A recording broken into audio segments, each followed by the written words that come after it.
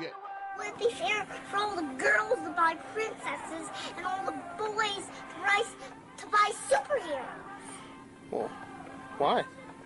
Because girls want superheroes. The companies who make these try to trick the girls into buying the pink stuff instead of stuff that boys want to buy.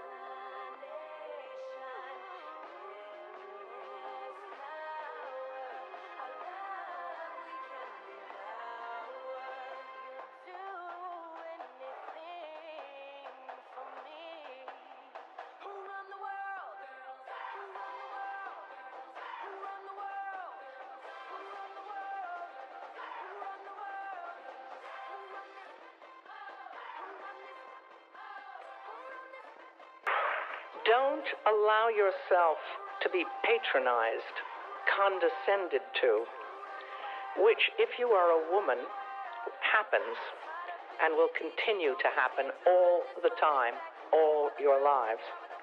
Don't take shit. Tell the bastards off.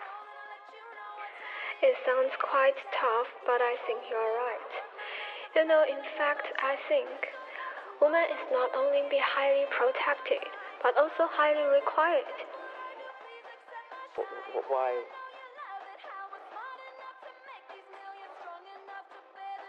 Shengnu are still single because they are too educated.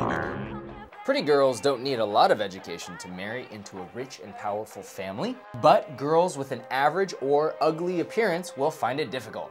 These kinds of girls hope to further their education in order to increase their competitiveness. The tragedy is, they don't realize that as women age, they are worth less and less. That sounds bullshit to me. You know, to study in BU is kind of like study in a women university. My dad always makes the joke on me that if I can really not find a boyfriend in BU, he can arrange the blind date for me next year. But I mean, it's quite creepy to say something like this to a daughter, isn't it? Maybe I just don't want to be in a relationship. Why will you feel sorry for me only if I don't have a boyfriend? I mean, it's not necessary. Mr. Sontag.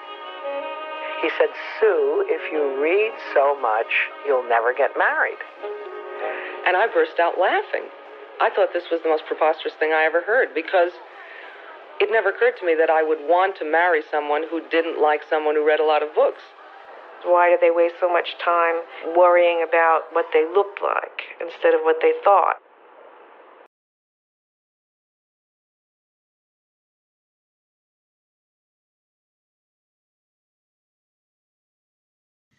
Hello, Susan there. Here's Echo. Oh my god, it's so exciting to talk with you.